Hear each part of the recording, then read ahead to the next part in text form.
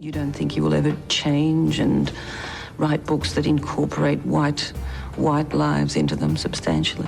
I have done. In a substantial way?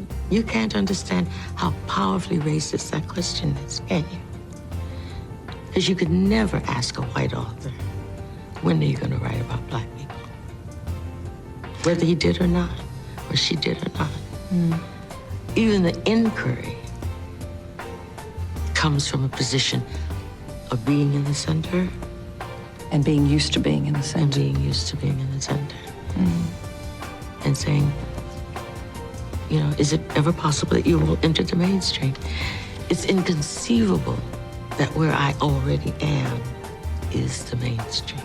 They looked at just 12 southern states between 1877 to 1950. Turns out there were 3,959 victims of what they call racial terror lynchings. My name is Mrs. Fannie Lou Hamer. It was the 31st of August in 1962 that 18 of us traveled 26 miles to the county courthouse in Indianola to try to register to become first-class citizens. I don't know what most white people in this country feel, but I can only include what they feel from the state of their institutions. I don't know if white Christians hate Negroes or not, but I know that we have a Christian church which is white and a Christian church which is black.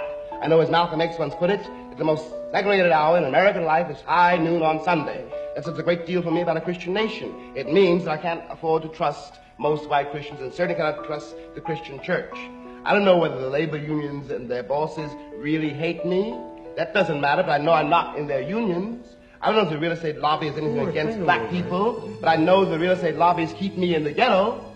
I don't know if the Board of Education hates black people, but I know the textbooks I give my children to read and the schools that we have to go to. Now, this is the evidence. You want me to make an act of faith, risking myself, my wife, my woman, my sister, my children, on some idealism which you assure me exists in America, which I have never seen. They are not just gangs of kids anymore. They are often the kinds of kids that are called super predators. Slavery was justified morally, biologically, theoretically, scientifically, everything else. And it seems to me that white America must see that no other ethnic group has been a slave on American soil. That is one thing that other immigrant groups haven't had to face. The other thing is that the color became a stigma. American society made the Negro's color a stigma. In my opinion, the young generation of whites, blacks, browns, whatever else there is, you're living at a time of extremism, a time of revolution, a time when there's got to be a change. People in power have misused it, and now there has to be a change, and a better world has to be built, and the only way it's going to be built is with extreme methods. And I, for one, will join in with anyone, don't care what color you are, as long as you want to change this miserable condition that exists on this earth. What the gay rights ordinance in San Francisco, the main focus is to prevent the people who are already employed, who are gay, who, if they want to come out and break down the stereotypes, prevents them from being fired. I am not calling the gentleman, Mr. Meadows, a racist for doing so. I'm saying that in itself, it is a racist act. Is this the land of the free and the home of the brave? No. Is this a land with liberty and justice for all? No. Is this one nation, indivisible, under God? No. Either let us practice the democracy we are preaching, or shut up. Well, there's no single simple meaning of the term revolutionary. A revolutionary is a man or a woman who is a lot of things, but basically the revolutionary wants to change the nature of society in a way to promote a world where the needs and interests of the people are responded to. It doesn't take much to look on the local news every night and see how many black kids, black boys, black men are being killed with these stand your ground defenses that these people raise. Then they get off. I am a mother too. And I have a son. And I care as much for my son as y'all care for y'all's. But my son doesn't walk the same path as yours does. FBI Director J. Edgar Hoover today asserted that the Black Panthers represent the greatest internal threat to the nation. Every incident that have been tipped off in this country in the last 2 years up north have been tipped off by uniformed police. Now, I'm not saying the police is right or wrong. I'm saying when you have these incidents that's tipped off with this one symbol, then we should look into it and see what it is. When 22 million people, be they black or white, start hollering police brutality, then it's time to start listening to 22 million people and going in. A lot of people say, well, it's not police brutality. Police brutality is not when a cop necessarily knocks me upside the head. It's when a cop calls me nigger when he's making the arrest. It's when he handles me wrongly in every process of processing the arrest. This is a form of police brutality. America's not unique in its sins as a country. We're not unique in our evils.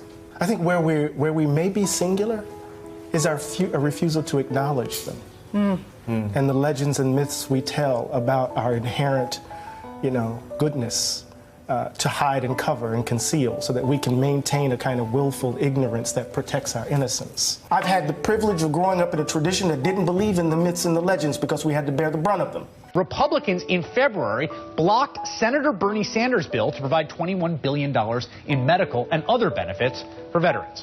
When our men and women come home from war, some wounded in body, some wounded in spirit, I don't want to hear people telling me it's too expensive to take care of those wounded veterans. I don't accept that. If you think it's too expensive to take care of veterans, don't send them to war. Back in 1998, a black man, James Byrd Jr., accepted a ride from 3 white men. Instead of taking him home, they drove him down a remote Jasper County road, beat him and dragged him for 3 miles behind their pickup truck. I am, I think, quite disgusted, really, to be honest, that as Muslim legislators, we are constantly being asked to waste our time speaking to issues that other people are not asked to speak to, because the assumption exists is that we somehow support and are for, right? There is an assumption. So I want to make sure that the next time someone is in an audience and is looking at me and Rashida and Abdul and Sam, that they ask us the proper questions that they will probably ask any member of Congress. I think the only thing that's really changed is the black woman. If I love you, I can't lie to you. Of course you can lie to me, and you will. If you love me and you're going off with Maddie someplace, you're lying to me. Because what the hell do I care about the truth? I care if you're there. What Billie Holiday say, hush now, don't explain. All right, I accept that. Of course you'll lie to me, because I don't even want to care. What does the truth matter? And why are you going to be truthful with me when you lie to everybody else? You lied when you smiled at that cracker down the job, right? Lie to me, smile. Treat me the same way you would treat him. I can't treat you the way I treat him. You must. Because I've caught the frowns and the anger. He's happy with you. Of course he doesn't know you're unhappy. You grin at him all day long. You come home and I catch hell. Because I love you, I get least of you. I get the very minimum. And I'm saying, fake it with me. Is that too much of the black woman to ask of the black man? For 10 years. So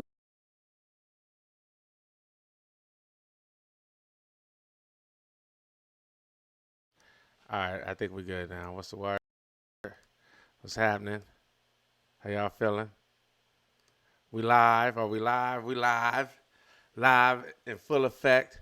My shoulder hurting, y'all. I like to just preface y'all. That's why I have this stuff. I got this pillow right here because my shoulder, I have shoulder issues. What's going on? We at, I can't say we're not at day 15. It's the 15th, but New York has been in quarantine for, I think, since I got back from LA, at least since maybe the 21st. So I've been in the house. I'm stir crazy. I'm sick and tired of it. What's up, IG? How y'all doing? Is that my sister? Hey, Brenda. What's going on, mama? Love you.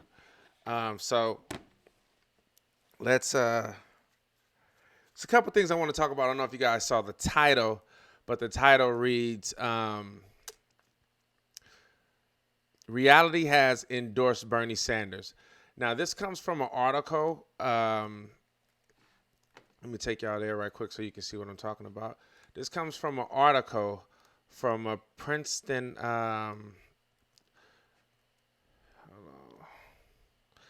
professor, Kienga Yamita Taylor. I know I'm tearing her name up. But it says, reality has endorsed Bernie Sanders. And I read this article, and I think that everyone should hear it. And I got together some clips, just a couple of the things that they're referring to and what they're talking about. And more, it's speaking more or less of everything that I've been talking about, where we are today with the coronavirus and everything that's going on with the majority of people. You have over 20 million now that have filed for unemployment throughout the country. You have people, being evicted in certain states. Dave, like in New York, Governor Cuomo signed an executive order that made it where there are no owners or renters can evict anyone during this time. So that's good. I haven't heard that from too many other states. I think LA is doing the same thing at the time, but outside of that, I haven't heard any other governors making that declaration. But she points out in this opinion piece, the history of why we are here, the history of why now you see that black people are more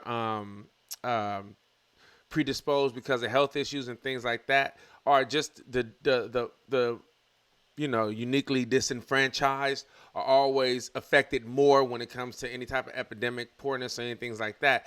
And she goes into the history of why we're here and why we are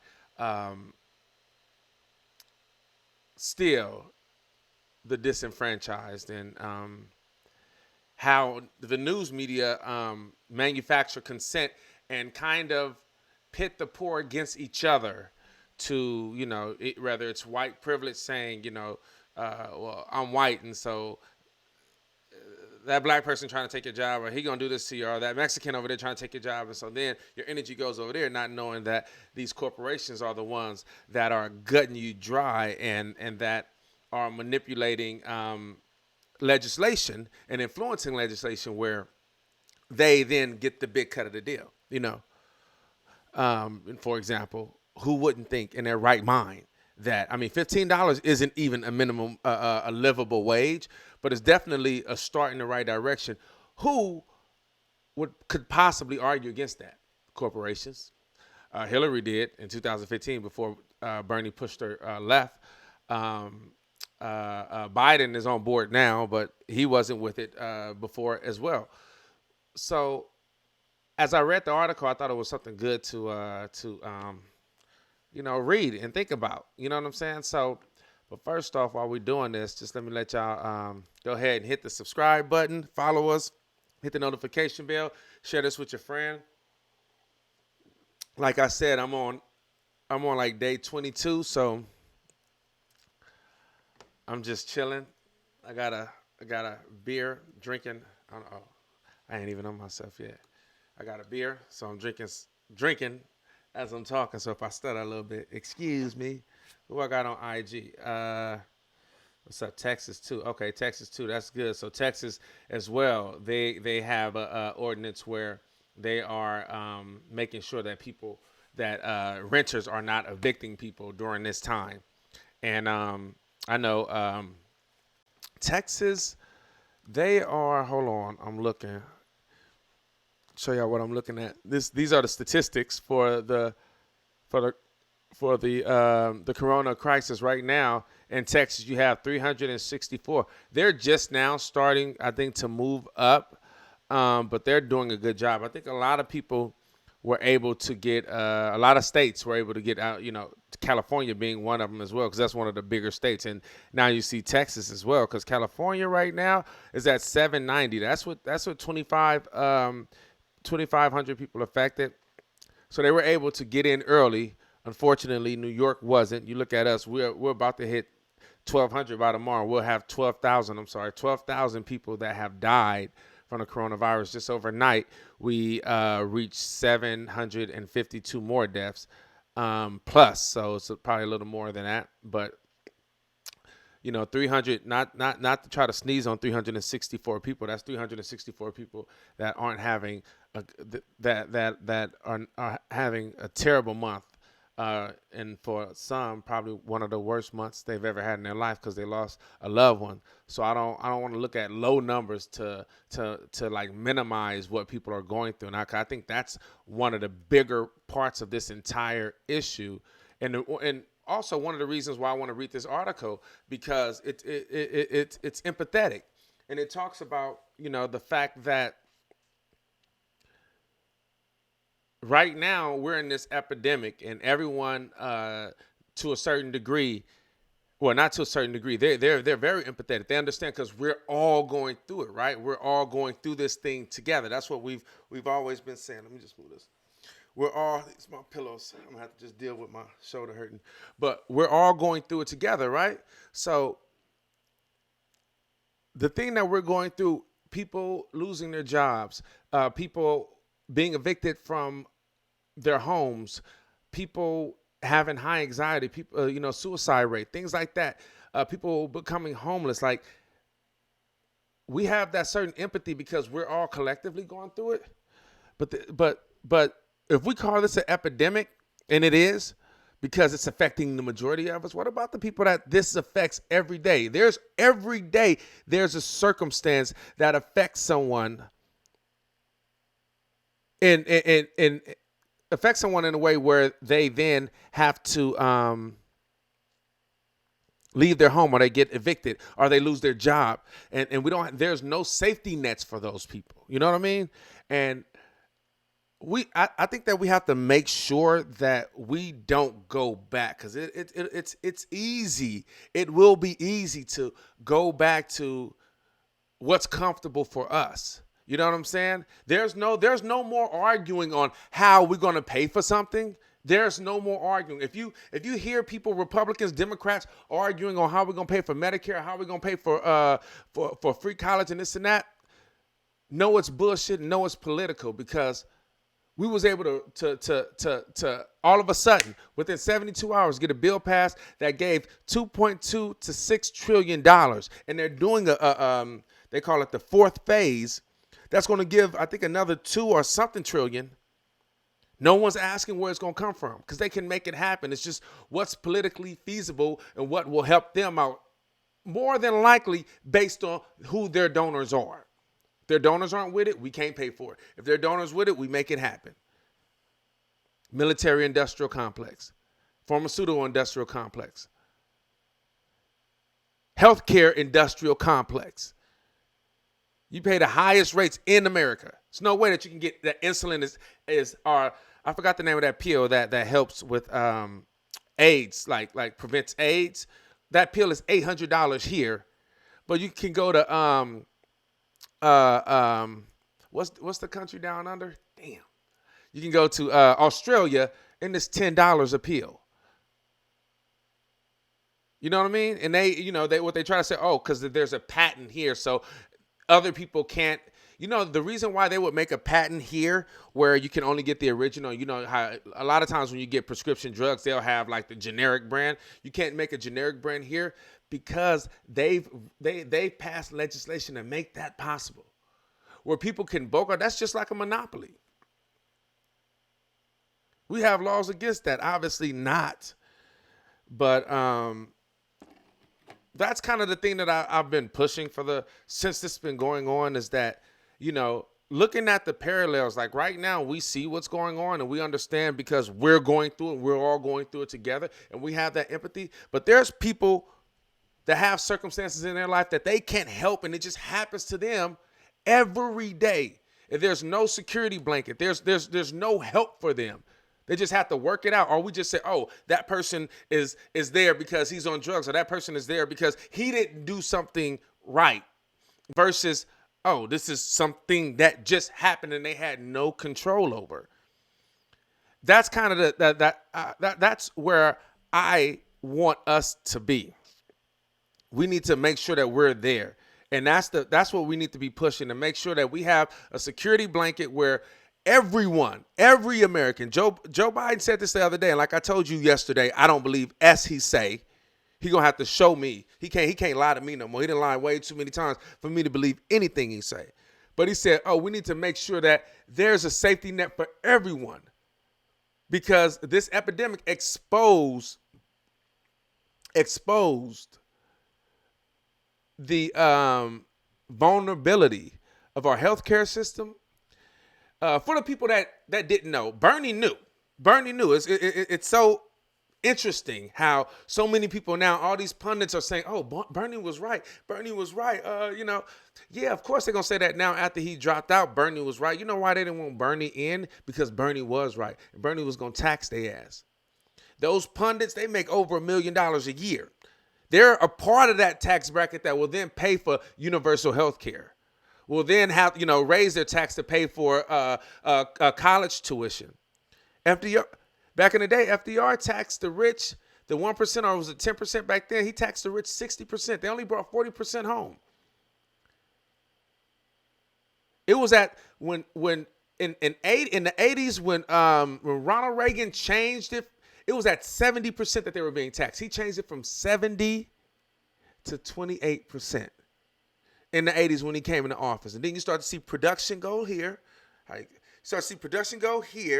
you start to see how can I do this? Production will go this way because both production and wages was all kind of inclining at the same time, kind of same distance, right? So then all of a sudden in the 80s, you just see this plateau of wages, just plateau. And then production go up, And that's what got us in the situation that we're in right now. And obviously other things that, look at how much people wanted taxes.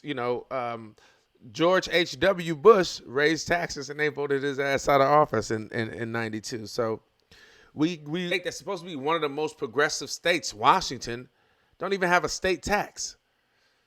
Come on, man. Come on. It's all fake. Sick of this. What's happening with it? So we're going to talk about a few things. I don't know if you guys saw the Trump's task force meeting. So this is what I was talking about yesterday. He is going to use his bully pulpit. This is I took out some clips from the task force today because I want to show y'all to kind of coin what I was talking about yesterday on how he's going to use the media to get back in office, because this 2-hour thing that he's been doing ever since this thing got really real for everyone is going to be happening until November. I will be surprised if he let up. The only time he will let up, I think, if he decides to go on campaign, if they start to open up the country again and he start campaigning. That'll probably be the only time he won't do it. But if he ain't doing it then, he'll be on the campaign trail. You're going to always see his face. But I guarantee that task force, and he did a few things today to twist the truth and to, I don't know if you guys know this, but a lot of people started getting their checks today. I don't know if you guys saw, if you saw the news, a lot of people started getting their checks today. They did mention it yesterday that people will receive their checks via their bank account if they paid, if they filed for 2019-2018 tax. So a lot of people got their check today. You can see, you saw it on the internet. People were getting their money. So there's a lot of people that, either didn't file a tax return or don't have a bank account. And so those checks are going to be mailed. Well, Trump has decided, this was news about a month ago. They talked about it. He's decided to have his signature. Instead of the Treasury Secretary, he's going to have his signature on the checks. That's publicity right there. You know what I mean? So I bring that up to say, people were talking about it today. Oh, it's going to slow down the process because they have to go in because, since the Secretary of Treasury have been in office, they I guess they have a computer where they put his name in. So anything that comes, the dollar bills, anything that's printed, his name will be on for these next 4 years or however long he's in office. So now they have to, recalibrate and put Trump's name on it. And like I said yesterday, he knows how to use the media, and he will use the media to his benefit. The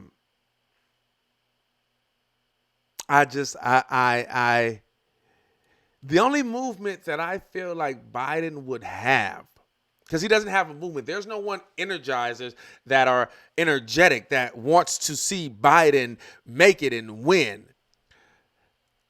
What people want to see is Trump out of office. So if there's some energy behind Biden, what's up, Mama? What's up, Grace? How you doing? If there's some energy behind Biden, that energy will be those people that want Trump out of office so bad that it's gonna cause a movement. Like I said yesterday, Joe Biden is I don't want to say freak of nature, but a freak of circumstances. Period. He has no policy. His climate change task force, when they put up their they laid out their policies and what they're going to do, their plan. You saw that he grabbed from different other organizations, climate change organizations. He just grabbed certain excerpts from them and put it on this plan. They called him out for it, and they had to like change it or update it and say, oh, we forgot to put the sightings. No, they just grabbed because they don't have a plan. He's not curious. This is his third time running for president, man. He's not Abraham Lincoln, okay? He's not. I bring up Abraham Lincoln because Abraham Lincoln ran for office maybe 50 times, if I'm not mistaken. Then finally ended up becoming president. That's not who we're dealing with right now. We're dealing with someone that's lazy, that's not curious, that's lied before, that has lied about his time with civil rights. He said that he marched with civil rights leaders. It's not true. He said that he was arrested while trying to see Nelson Mandela in South Africa. Not true. Look back in 1988 during his presidential run and see why he dropped out. He was plagiarizing speeches from RFK, JFK, and some UK diplomat. And then also lied about his time in law school. So you can look this up, or you can look at, I played all these videos yesterday. I'm not going to play them again today, but I played them. You can check them out and see. It is what it is. So he has sexual allegations against him. This is all the things that should have been vetted, that the Democratic Party should have vetted during the primaries. They hid it. All of a sudden, as soon as Bernie drops out, then New York Times comes out with an article saying the case against Bernie, sexual allegations from Tara Reid. Didn't talk about it at all. Now they're talking about it. And they're not even being objective. Very subjective. Goes way against the laws of the Me Too movement in Time's Up that says every woman should be at least believed until we find things out. They're not doing that. But the reporter that broke the story about Harvey Weinstein is on the case, and he seems more objective and looking for the truth, not looking for a story, but looking for the truth. Period. And that's all you want. If I was in the Biden campaign, if she's lying, wouldn't you want that story out? Why would you hide it? Why would you put it behind? Get all that out during the primary so Trump won't have nothing against you. Now Trump going to throw all that in his face. And you can't say, oh, well, Trump did X, Y, Z. It don't matter. As you see, it don't matter. Trump is Teflon Don. He can do whatever he wants. He does so much that his bar is down there. So the Democrats are the one that says that they are holier than thou. They're the ones that, they're pointing their finger at Trump, saying that's going to look real rich for the one that's pointing their finger now as being accused. They're going to be way harder on you, player. I promise. They're going to be way harder on you. But anyway, we can, I don't know if you guys, if you're on Twitter or not, people are upset. A lot of people. Biden just had a talk with Cardi B on live. That was fun. Cardi's funny. But a lot of people are upset with Bernie. He kind of, I don't want to say he threw some people on the bus. I would say that, like, Brianna, and I love Brianna Joy Reid. I interviewed her one time. She probably don't even remember me. But when I was with the Young Turks with Katie Halper when she was sitting in. And but he was like, he had brought her up because she said, I'm not endorsing Joe Biden. And she shouldn't have to endorse Joe Biden. I don't think anybody should endorse Joe Biden. If Joe Biden wants an endorsement from any progressives, you know what he needs to do? He needs to change his policies. He needs to earn the vote. We don't need to just give him a vote. Why I got to give you my vote? What do you think an election is for? Oh, now you're stuck. Think that if you want to. Think that if you want to. You will end up right back in 2016. I'm being serious. And I told you how I felt. I'm a little conflicted right now. Before I was, yes, I am not voting for for Biden. But now I'm like, you know what? I got a lot of my Mexican homeboys, Salvadorian, a lot of people that are DACA recipients, and a lot of Asian homies that's DACA recipients that, you know, I guess that would be my privilege. I don't have to go day to day hoping I don't get, you know, I've interviewed and did documentaries on people that have to, scared to walk outside because if they get pulled over, they're going to go to jail because they ain't got, you know, they trying to maneuver and get up, you know, and try to become citizens. But now that they put out all the information, because Obama said that, don't worry about it, DACA, you straight, you ain't have to worry about nothing. This is your pathway to citizenship. And Trump is saying no. So they living with an anxiety that I don't have to deal with. And I can't just push. I have to be mindful of that because that matters to me, because they matter to me. So that's the thing that have me against on the fence. Even though I'm in New York now and this is a blue state, it's going to be blue. But I don't work like that. You know what I'm saying? It's either I'm going to do it or I'm not going to do it. I can be in a swing state where my vote actually mattered. If I said I ain't voting, I ain't voting. I mean, I'm not voting, I'm voting. But if I say I'm not voting for a certain candidate, I won't vote for them when my vote actually do matter. When it actually do matter, I wouldn't. If you think that I'm going to just give it to you, too many people die for me to vote, to just give it away to somebody. Who you think you are? Anyway, like I said, hit the subscribe button, do all that. We just chilling. We'll get into some stuff. Like I said, I'm on like day 20 or something. We've been in the house. I've been trying to do some stuff. I've been unmotivated. I've been, you know, low key depressed, kind of trying to get up. I've been sleeping all the time. I had one of my friends, Lakeisha, my sister cousin, her friend, Allie was here. She's a psychotherapist, and so she was talking about things that we should do, you know, because it is. Trump brought it up today. He you know, he's an idiot, but he's funny. You can't take that away from him. Okay, he is funny, but he was talking about opening up the country. And people are like, and he was like, well, you know, people are dying. Like, we should have mass testing before we decide to open up the country to make sure we know where it's at, where it's happening, so we can navigate through it and contain it and control it. He was like, well, people are dying staying in the house, you know, staying in the house. And he brought up suicide rate and things like that, which is a true thing. Obviously, you know, the rate of people dying from coronavirus is way higher than the rate of people dying from suicide, but people are dying, and he brought that up as an argument. I thought it was funny because I don't see him really caring about anything like that. Oh, twin is up. But I'm gonna get into a couple of things. Initially, I want to talk about I want to kind of tap into what I was talking about yesterday. Let me see who on YouTube right quick, because I'll be shouting out everybody. I'm going to shout out some YouTube people. Let me go here to the section. Just want to see if some people out here, I want them to know that I see them. All right, who out here? Who out here? What's happening? Who is that? Adam. Adam Nation. What's going on, player? Adam Nation. Unfortunately, Bernie refuses to acknowledge reality and prefers the illusions of the DNC propaganda. Yeah, absolutely. Paul, what's up? Hell no, Joe. I feel you, bro. You know, hey, it is, man. But, you know, it's like this.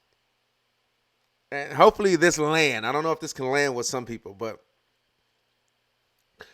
it's hard to let me open this window because it's low-key hot.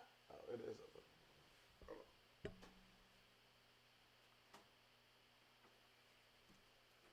I try to tell people this a lot. It's hard to when like you hear like a pastor, like, you know, priest and stuff like that, like touch on kids and stuff like that. You hear that in the Catholic Church, you hear it in the Christian church, you hear it everywhere. You know, you start to find out, or whether they're stealing money from the church and things like that. Things happen where people that you put on a pedestal disappoint you. And a lot of times what that does is it can like separate you from your beliefs, from God. You look at it like God can't be because this happened. He let X, Y, Z happen, you know, but you have to learn how to separate God from God's representatives. You know what I'm saying?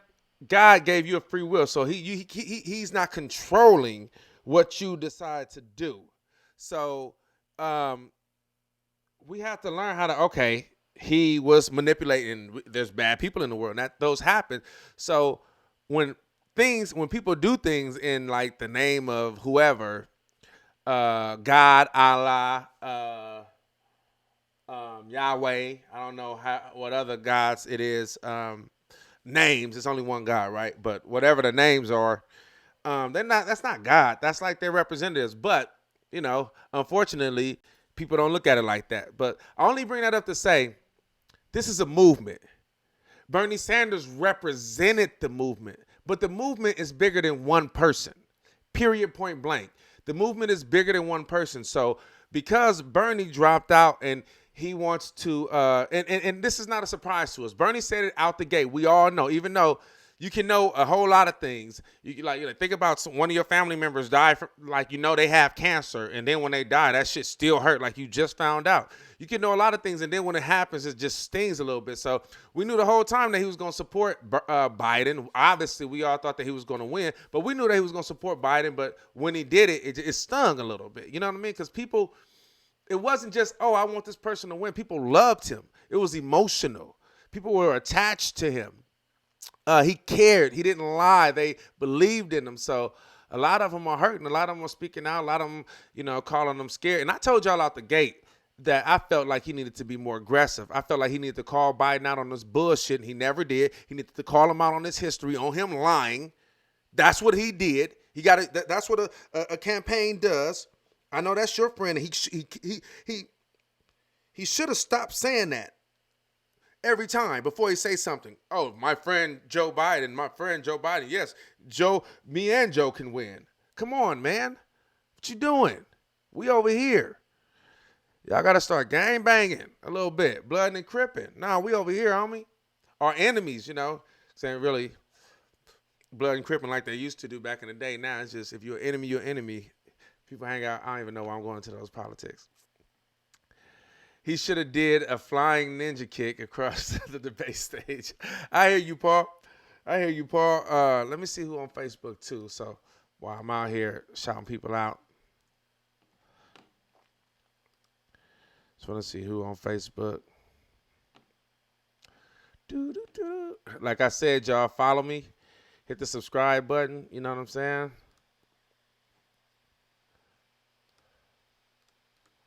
Who we got on here? Angelica, what's up, mama?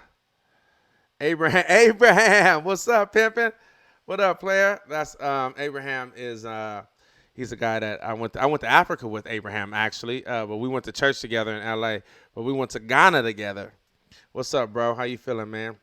But so what I'm saying is this. Yeah, I would be, you know, a revolution. What is a revolution? Like I brought up before, you know, when Libya had y'all remember when Libya had that revolution? Y'all remember that?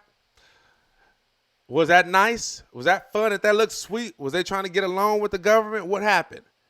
Gaddafi died. Once again, I'm not endorsing no violence. I ain't talking about none of that. But the shit ain't cute. The shit ain't friendly. Like a revolution is exactly what it is. It's dirty. Things happen. to get to where you want. The powerful, they're not just willing to pack up. Their whole career has been bent on doing what they've done to establish themselves. You think they're going to just say, oh, here go a new regime of young people that feel like we've been doing things wrong. Let's just bow out and give it to them. No, they're going to fight to the death. And that's why normally in a revolution, a lot of people die. So he should have been harder. I feel like that. He should have confronted him on his lies and stopped saying, I can call you my friend after it's over. Right now, I don't even want to talk to you. I don't want to see you. It'll be like Kobe when he playing against his best friends. I don't look at you. I don't talk to you. I ain't keep keying with you. We about to go. Period. This is who you are. But I want to show y'all, because one thing I brought up when the Super Tuesday happened, and we were in Michigan. This is the second Super Tuesday.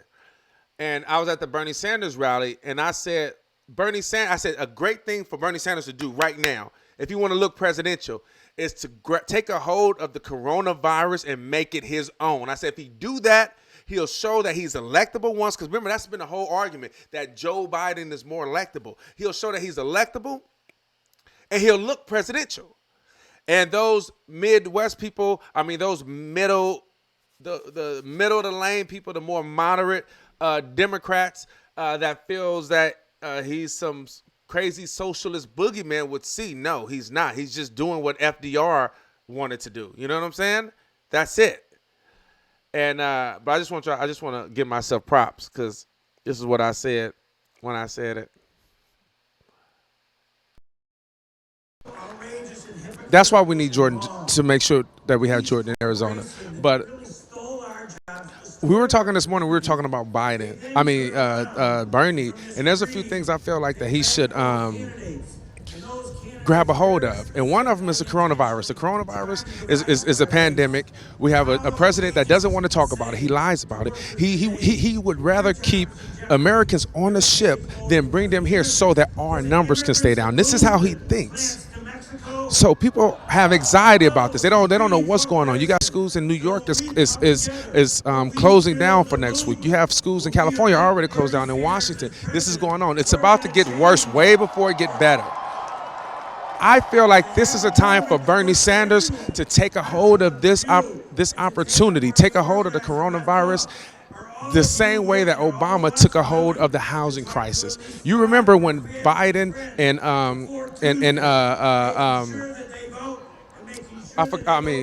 Obama and who did Obama run against? McCain. When Obama and McCain had to stop their campaign to go back to the Senate to talk about the housing crisis, the next debate, Obama came back with a whole graph in a way that we're going to approach this, and he looked presidential.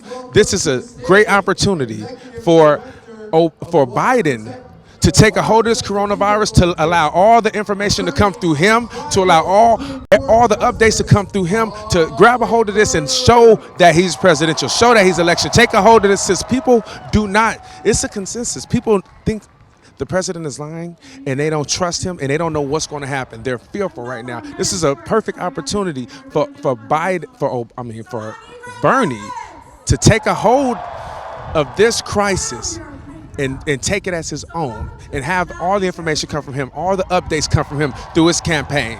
Show that, like, take ownership of this crisis, and I guarantee the people that have been listening or haven't been listening to the corporate media demonize you and red scare you will see, oh, he knows what he's doing. He's on top of it. He's acting presidential right now. I think this is a perfect opportunity for him to do that.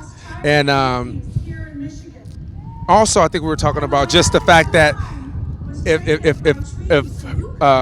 Bernie Sanders would marry more the history of this country with his platform. He talks about a revolution, and I think he should lean into it more. Marry the revolution that's going on now with the history of this country, with the Revolutionary War, with the Civil War, with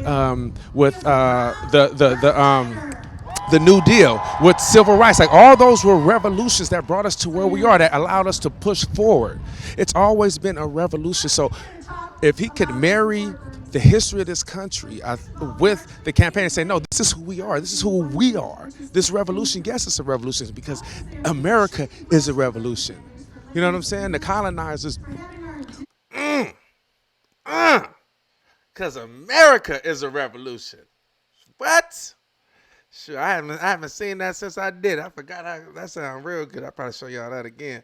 I'm gonna make a promo out of that video. You know what I'm saying? Here you go, look at my little boo-boo.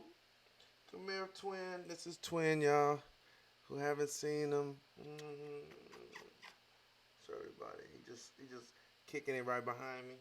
Go ahead, lay down. I'm sorry, man. I don't mean to bother you. But look at that. That's what I'm talking about. If he would have done that, he didn't do it. You see Biden trying to do this now. Every now and again, you'll see him on MSNBC or something saying, this is what, I mean, I don't know if you guys saw his plan. First thing about his plan, we need to get the numbers down on the coronavirus. I can't. We need to get the numbers down. That was the first thing in his plan. We need to get the numbers down on the virus. You don't say, you grown idiot. You don't say we need to get the numbers down. Oh, I forgot to send this to my aunt. Hold on, let me send this to my aunt so she can know I'm live. Y'all, like I said, hit the subscribe button, hit the like button, and follow us. We're trying to grow the channel. You know, because I want to get out there on the field and do what I've always done. Covering the stories that the mainstream media ignores. And, you know, to do that, hopefully she got that. To do that, that's going to take some money. So we can't raise no money until we grow. And then I can start pandering. No, just kidding. I can start, you know, trying to get some money out of y'all. But anyway, if he would have done that, if he would have grabbed a hold of the coronavirus, because think about it, Trump's still lying today. I think my aunt is calling for some reason. She must know I'm live. Hello? You live right now. What's up?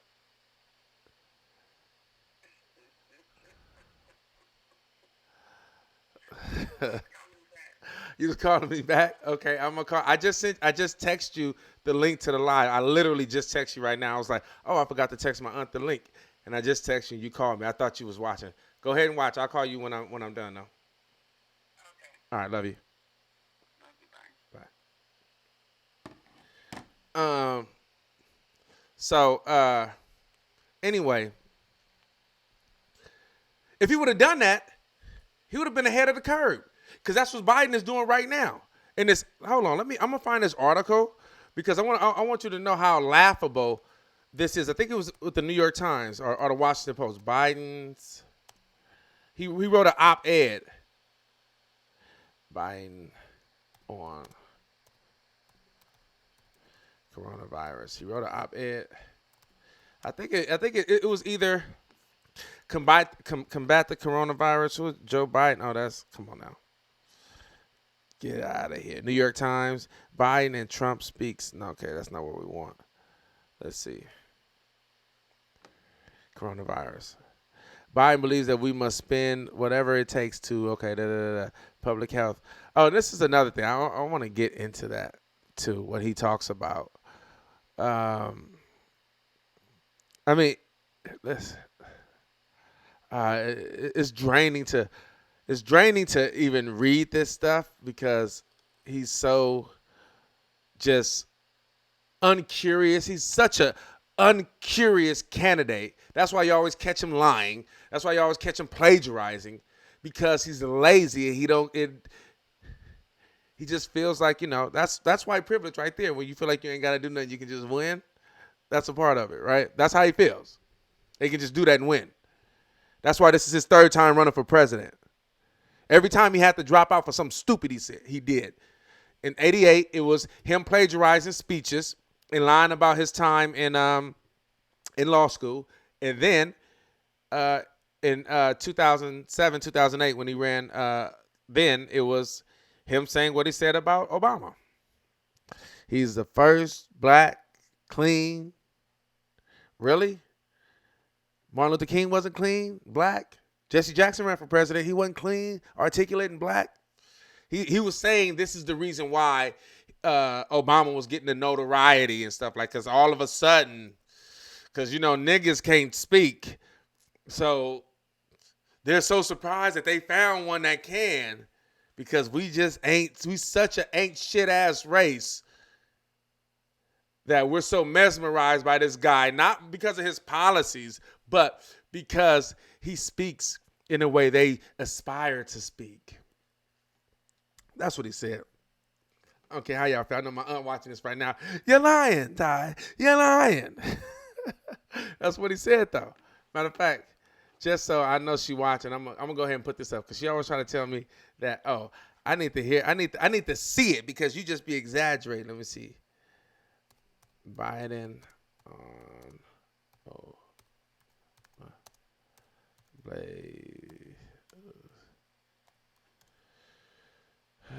let's see. No. Clean. Let's see. Clean. Being clean and articulate.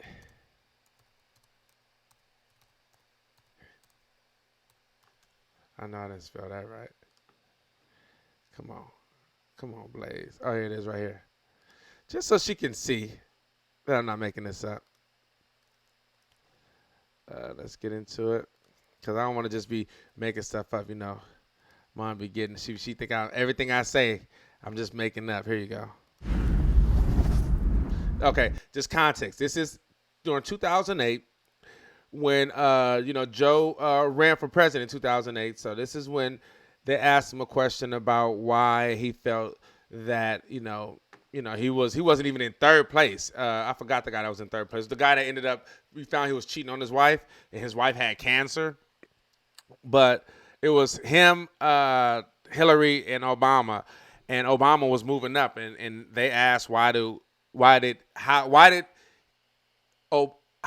Biden feel about Obama moving up? Like, what was the reasons behind it? And this is what Biden said. I mean, you got the first sort of mainstream African American who is articulate and bright and clean and a nice looking guy. I mean, that's a storybook, man. That's a storybook. That's a storybook? That don't happen. That's a storybook. That's a fairy tale. Come on, man. You know why? Come on. You know them. Come on, man. Come on.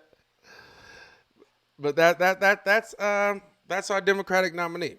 But anyway, what's more important is this article that I want to read. And this article is from Kenga Yamada Taylor. I messed that all up, but it says, reality has endorsed Bernie Sanders. And I thought it was a great read, and it was an op-ed that she did in the New Yorker. And so I want to read that. Matter of fact, hold on. Before I read that, I got to tap in on this thing so I can get this out the way. Trump. So this is what I was talking about yesterday when I said Trump will control the media. And that's right now, Biden is the Democratic nominee, but Biden just got to wait in the wings. That's all Biden can do right now is wait in the wings, because we're in this coronavirus and all eyes are on Trump. Like I said, you have MSNBC loyalists, you have CNN loyalists, you have Fox loyalists, right? You're going to have people that obviously they watch, people watch what just kind of justifies their own thinking, right? So they're not looking for something to counter it to grow. They just watch whatever agrees with them. So you got people that watch Fox are going to watch Fox. People that watch MSNBC going to watch MSNBC. People that watch CNN are going to watch CNN, right? But when the president comes on and his Corona task force briefs, Everyone's watching him. And if you guys didn't see the thing yesterday, the propaganda video that he put out yesterday was amazing. He left out everything that he did wrong and put everything he did right. And that's significant because there's a lot of people that don't follow the news like I do, or probably like you do. And they're going to see that, oh, he's been doing this. Now, mind you, he's doing 2-hour briefings every day. And I think he's going to continue that through, especially, like I said, if we're here till November, he's going to be doing that every day. So mind you, unless we start to open and then he start to campaign, outside of campaigning, he will be doing those 2-hour briefings every day. He will be controlling the media. Biden will not. So the presidency, the 2020 presidency now, because of the coronavirus, will be won and lost by yours truly, Donald J. Trump. It's up to him because he's controlling the media. And if every time, because he made that video because he got mad at New York Times article. I'm going to put up this article. I talked about this yesterday, but since I'm talking about it, I'm just going to put up the article. New York Times. New York Times. On Trump's failure.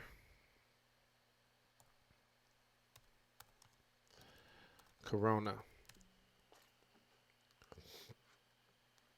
Okay, here it is right here. I think this is it. Yeah, 11. Bam. Yeah, this came out like Saturday or Friday probably, right? And so what I'm talking about right now, the propaganda video, I don't have the video somewhere. I'm not about to look it up right now, but you can look at the video. So they came out with this video. He could have seen what was coming behind Trump's failure to the virus. So yesterday he went on a whole rant on why the New York Times is an ain't shit ass media outlet and they always lie. And like I talked about yesterday, there's more people that don't trust the media that does. So when he says that, even people that don't like him will agree with him to say that the media lies. The media has an agenda. And that's going to be problematic for a Biden candidacy or a Biden's campaign. In addition to the sexual allegations. But that's what he was referring to. He came out with this propaganda video. Let me, do I have that video? I know I got it. Let me see if I can. Where's this video at? Is this it? Okay.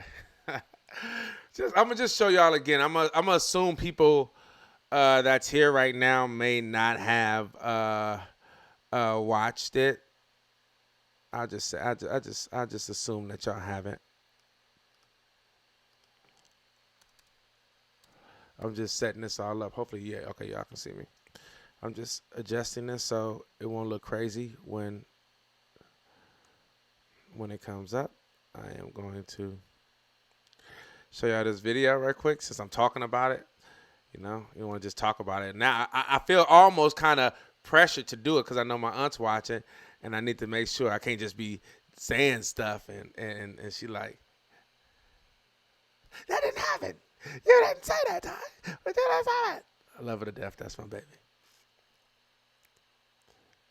Okay.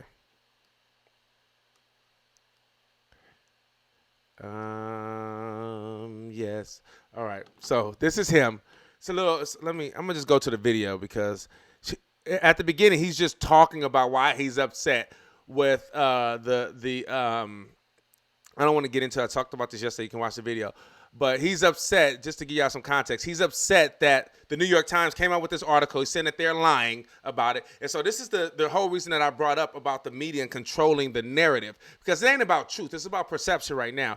And controlling the narrative is the thing that he can do. If every time mind you, he has the taxpayer money. He has a whole army behind him now. Before, it was just him and his campaign because he wasn't president. He's president. He has taxpayer money. He has everything behind him where he can make these videos. Every time somebody comes out with some article that criticizes him, that talks about how, which is the truth that he knew, he played it down, and that he could have done more. And a whole lot of people died because of his inaction. And then he could come out with, oh, no, that's not what happened. This is what happened. And this is his video. So this is the part that should concern you.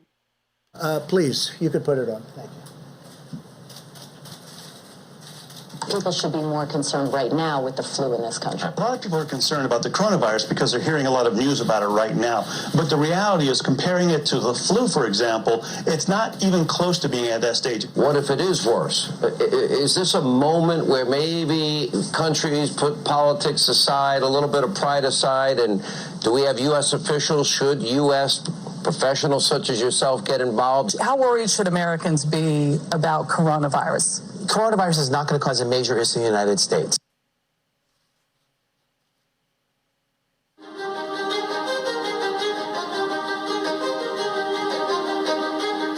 Well, we've asked them to accelerate whatever they're doing in terms of a vaccine. We will be suspending all travel from Europe to the United States for the next 30 days. To unleash the full power of the federal government in this effort today, I am officially declaring a national emergency. Medicare patients can now visit any doctor by phone or video conference at no additional cost. The first 1 million masks will be available immediately. As there were more cases, and it was clear that it was spreading out of China, where it originated, the president took this move that he was widely criticized for by Democrats and even some Republicans at the time, which was he halted a number of flights from China into the U.S. The idea was to halt the spread of the disease, keep transmissions to a minimum. He was accused of xenophobia. He was accused of making a racist move. At the end of the day, it was probably effective because it did actually take a pretty aggressive measure against the spread of the virus.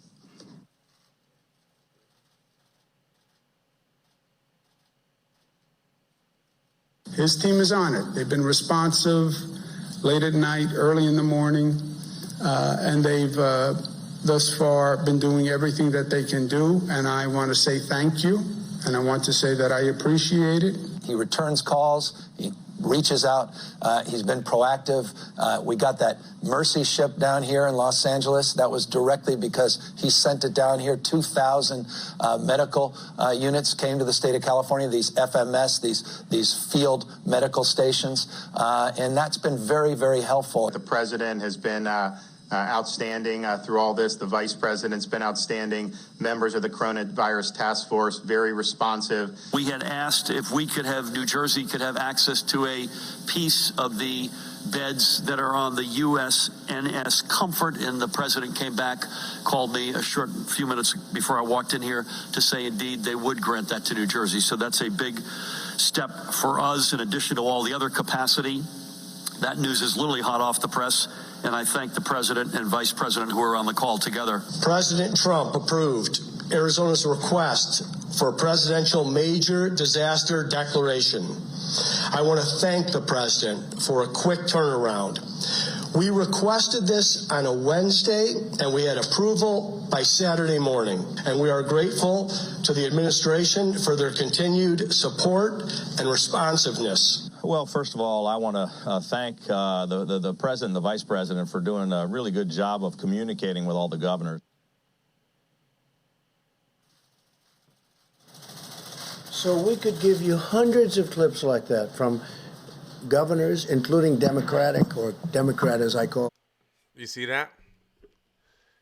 That's scary. That's the thing that you should be worried about. Because just how the legacy media, corporate media, use their power and flex their power against Bernie Sanders, he's going to flex his power against y'all.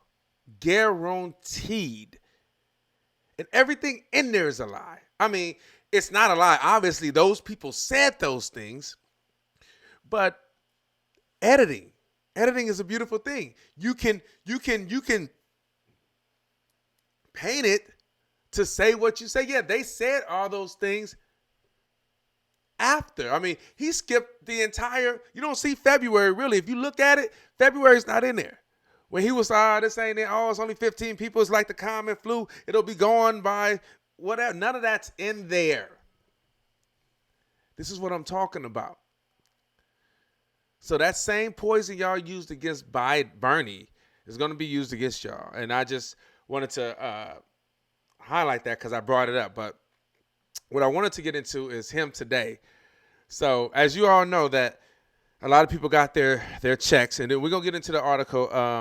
That's what I really want to get into. But y'all know today a lot of people received their checks. A lot of people, they put it out today.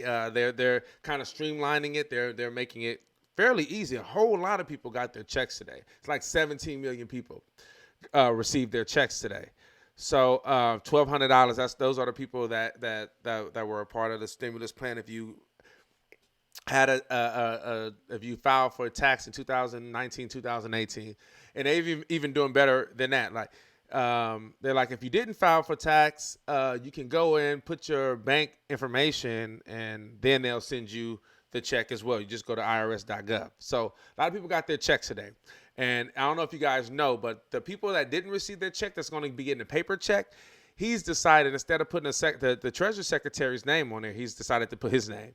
And so he gets questioned about that. But this is all politics right here. He's using all this. You know that money you got? If public opinion is we're doing better, the country's open, by November 1st, he will be president.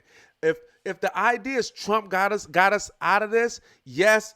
First they said, remember, initially it was going to be a whole lot of people. If we didn't do social distancing, it was going to be like 1.2 to 2 million. Then it went from 100,000 to 200,000. All of a sudden now it's about at 67,000. They're saying the estimated people that may die. And even still right now, because it's starting to slow up a little bit, it's hard for me to wrap my mind around. By August, there'll be 67 people that have died in this country alone from coronavirus. Right now, we're at 28. We're about 20.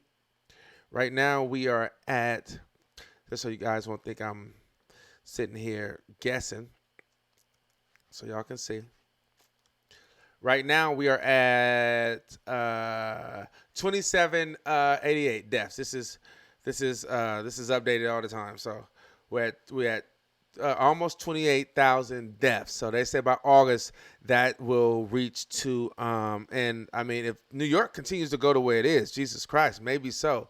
Thank God a lot of these states for the most part paid attention and was able to put a lot of things in place so they wouldn't seem like they're not being as affected. I'm looking at what happened last night. Okay, so the red is what the new deaths, what happened throughout the night. This is what's happening right now. This is where we are. There's no numbers like New York. New York is at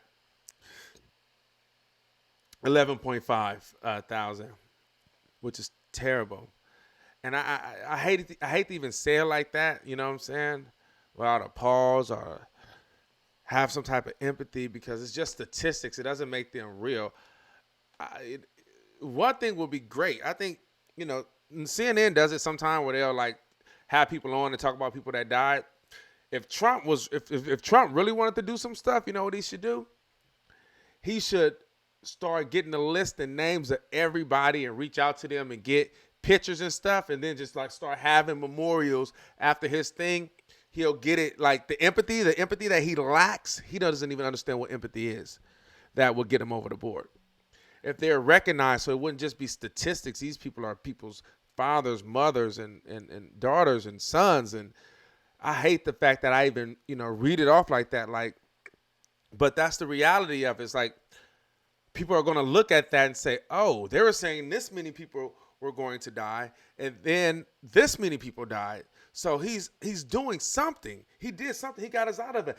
The 100,000 that didn't die could have been my family, could have been my mama. Oh, he really was presidential. He really took this, and then he gave us money. His name is on it. Look, some people aren't going to cash those checks.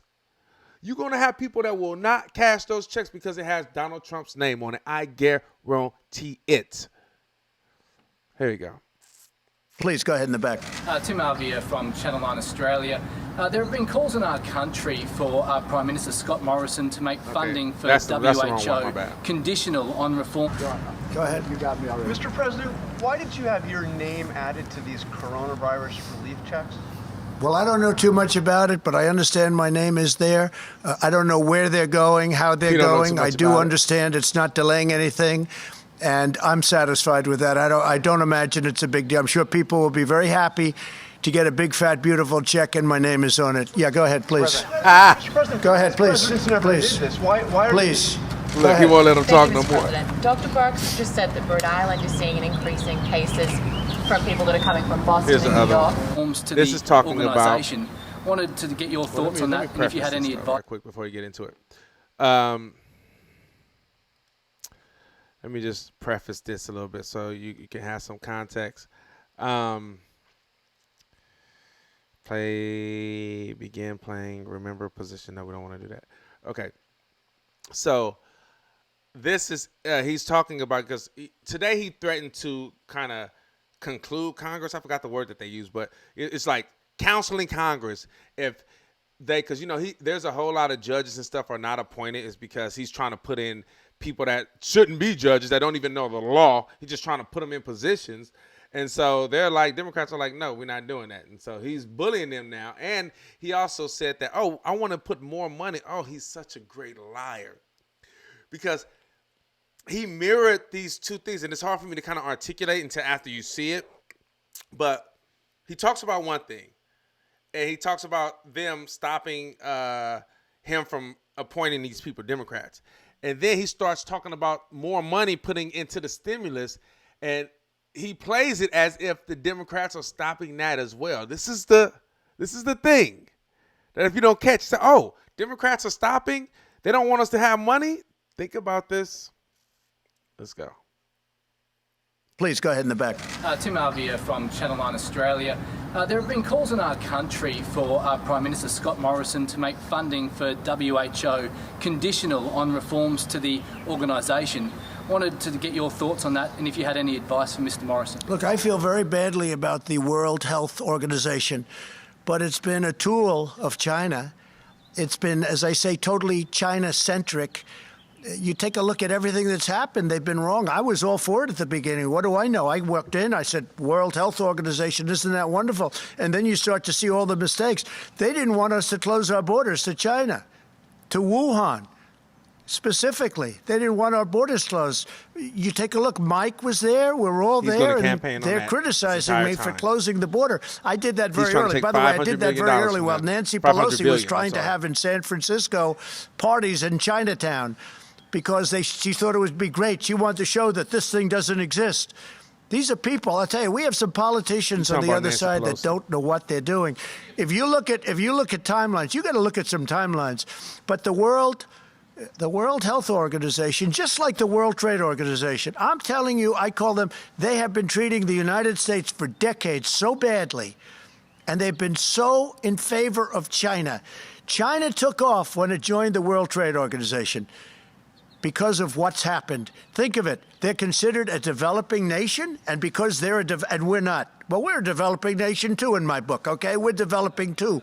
But the fact is, we have been treated so badly by these organizations, and believe me, I'm looking at that one too. We're winning a lot of lawsuits right now that we never won before in the past. We're winning a lot of money that we never won in the past.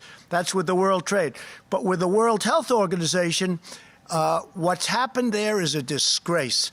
Here's the other thing. We pay $400 to $500 million a year. China's paying $38, $39, and $40 million a year. And it's like they control this group. I could do that, too, if I want to devote full time to it or have some very capable people dealing with Dr. Tedros, okay? He's funny. Okay, I showed y'all the wrong clip. That is definitely not the one. I think it's after this one. Oh, my bad on that. Let me show you. I'm going to show y'all this one again. This is when he talks about the payment, the stimulus. Please go ahead in the back. Tim Alvia from Channel 9 Australia. Is that the end there have been calls in our country for Prime Minister Scott Morrison to make funding for WHO conditional on reforms to the organisation. Wanted to get your thoughts on that and if you had any advice for Mr. Morrison. Look, I feel very badly about the World Health Organization, but it's been a tool of China. It's been, as I say, totally. You just said you'd like to reopen some states before May 1. How will you stop a second spike in cases if people are traveling between states? How will you control the flow of people? Well, the governors can control that flow, as an example. In fact, I just saw a little while ago it was reported that certain borders that are in extremely good shape, you have others that are getting much better. And I think with almost few exceptions, you have every state that is either doing better or on the way to doing better. Yeah, please. Yeah, go ahead. Yeah, thank you, Mr. President. On your threat to adjourn Congress, clearly you have the power, Article 2, Section 3, but that'd be quite radical to do. Earlier last month, you were in the Oval Office, talked about now is not the time for partisanship. How will that act lower the partisanship in this town, and could it potentially hinder your ability to get something done on coronavirus? Well, it is. Look, it's been a very partisan government for a long period of time, not just this administration. You can go back into the last two administrations. You've seen a lot of partisanship. And even now, you would think that we wouldn't have, as an example, with the paycheck plan. And that's going so well. It's so smooth, so beautiful, almost without a hitch. All of that money is being distributed to small businesses. They're giving it to their employees. It's keeping them ready, viable, so when we open. And now it's been so good that it's almost depleted, and we want to replenish it, and we can't get the Democrats to approve it. And that's a program that they and everybody else admit that are great. So you do have partisanship. We have been trying for years to get people approved for positions. People have left. One man left a law firm. One man left a big chain. He was a very successful executive. He left. It was 2 years ago. We have people that have been waiting for 3 years, and we can't get them approved by the Democrats in the Senate because they're taking so long to approve our judges. Now, I have to tell you that I'm totally in favor of what Mitch is doing with judges, because that always seems to be a priority, and it's a very important priority. I think it's one of the great... Go ahead. You got me already. Mr. President, why did you have your name added to these coronavirus... Okay, so look. I don't know if y'all caught that, but what the Democrats are stopping is him bringing these ain't shit ass judges that really aren't judges, that don't even know the law, don't know the Constitution, blocking him from just putting these people, because you got the Supreme Court, then you got the other federal judges around the states that he's then trying to put all these conservative judges in, and they're blocking it. But what he did is he then brought up the cash payments and how people in businesses and how people are loving this. And he then said, and the Democrats don't want to pass that. There's nothing that's come out where Democrats are not trying to are blocking him from adding more money. What the Democrats are blocking is from him putting in these judges. And so what he did right there is kind of merge those two together, where it then comes off as if, oh, they're blocking money. We need that money for the people. I'm telling you, him controlling the media is something that Biden's campaign, they're not ready for. They're not even anticipating. They don't even understand the significance of that part right there. They don't, because they're fucking clueless, to say the least. Like I said before, hit the like button, subscribe, share, hit the notification bell. Trying to grow the page. Right now, I'm just trying to make sure that people on IG are watching me.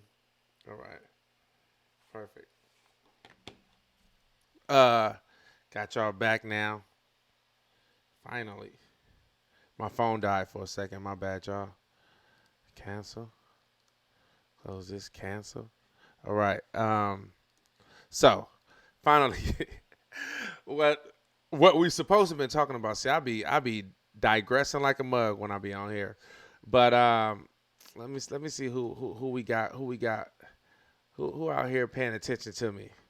We got Paul on YouTube. What's up, Paul? What's up, Adam? On Facebook. We got Roderick. What's happening, Pippin? Jose. We got Ashton. What's up, player? Hey, holla at me, Ashton. That's the guy that I went to school with. What's going on, bro? Jose, what's up, player? Hey, I don't want you on the show, man. I want to talk to you.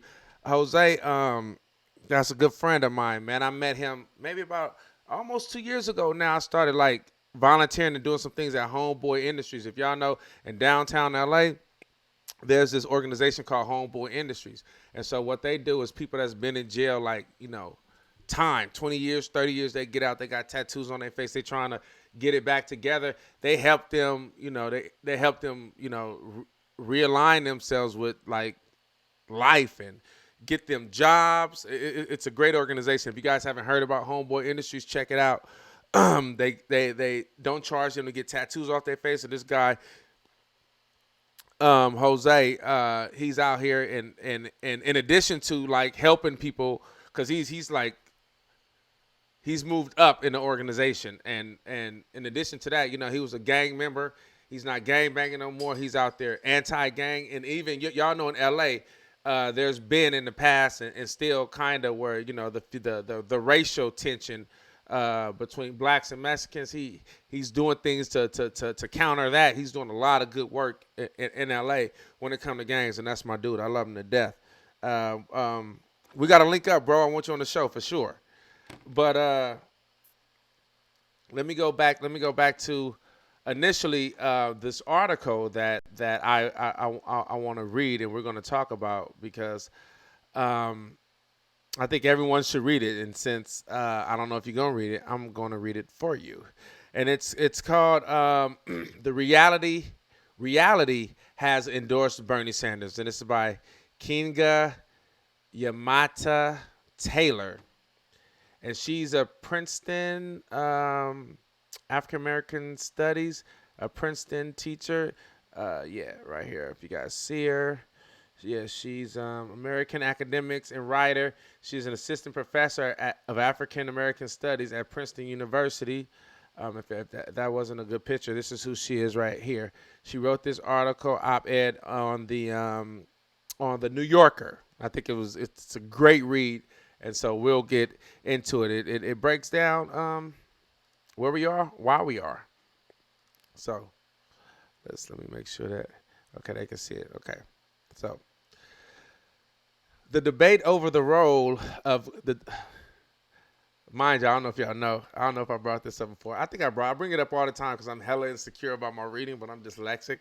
So I see things a different way, and my reading is like hella slow, but it's all good. I'm gonna lower this down because it almost makes it look overwhelming. All those words. All those words. All right. The debate over the role of government in addressing income inequality, housing insecurity, debt accumulation, and healthcare continues now against the grim backdrop of a raging coronavirus. It is difficult to articulate the speed with which the U.S. and indeed the world has descended into an existential crisis. We are experiencing an unprecedented public health event whose diminution and potential resolution rests with the series of prescriptions, including settlement in place orders that will acclimate the economy. The deadly spread of COVID-19 coronavirus demands enclosure as a way of strive and searching virus of bodies to inhabit. Let me read that again. I didn't even understand that. The deadly spread of the coronavirus demands enclosure as a way to starve the searching virus of bodies to inhabit. Okay, got that part. So you guys, I'm sure you know what she's saying, but she's saying, a part of this whole thing is for us to be inside because the virus are looking for bodies to inhabit. You know what that kind of reminds me of? I don't know if y'all saw that movie that Denzel Washington was in where the spirit had to look for bodies to go inside of. That's such a great analogy of the virus, but it only survives with bodies. So it looks for bodies, which keeps us away from each other. The consequences of doing so removes workers from work and consumers from consumption. No economy can operate under these conditions.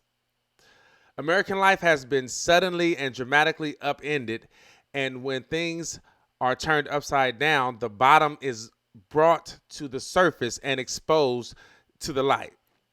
I'm going to read that again. American life has been suddenly and dramatically upended, and when things are turned upside down, the bottom is brought to the surface and exposed to the light. The bottom is brought to surface and exposed to light. I'm going to talk about that in a second. I'm going to read this next sentence.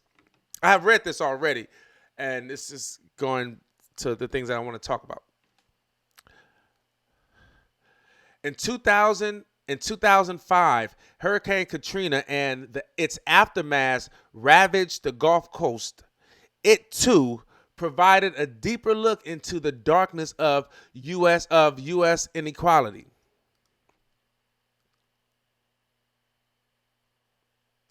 As Danny Glover said then, when the hurricane struck the Gulf and the floodwaters rose and tore through New Orleans, plunging its remaining population into a carnival of misery, it did not turn the region into a third world country, as it has been despairingly implied in the media. It revealed one. So I want to read that again because that's important, and that's what I want to talk about. As the actor Danny Glover said then, when a hurricane struck the Gulf Coast and the floodwaters rose and tore through the New Orleans, plunging its remaining population into a carnival of misery, it did not turn the region into a third world country. As it has been despairingly implied in the media, it revealed one. It revealed the disaster within the disaster. Grueling poverty rose to the surface like a bruise to our skin. It revealed the disaster within the disaster. Grueling poverty rose to the surface like a bruise to the skin. And so I want to sit on that for a second, because what she's referring to is, and this goes back to, I think, a lot of reasons why people support Bernie Sanders, is Bernie Sanders had his hand on the pulse. He understood the inequalities. And people that don't follow Bernie Sanders, that don't know Bernie Sanders, don't understand that this is not nothing new for him. He didn't move to politics. Politics moved to Bernie Sanders.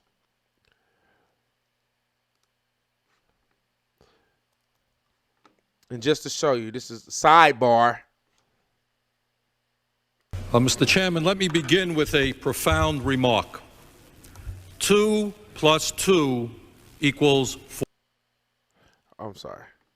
Equals 4. Mr. Chairman, let me begin with a profound remark.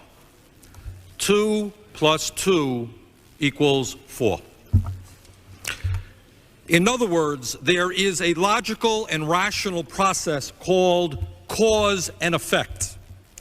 In terms of Newtonian physics, that means that every action causes an equal and opposite reaction. In other words, fellow members of the House, there are reasons why things happen, as controversial as that statement may be.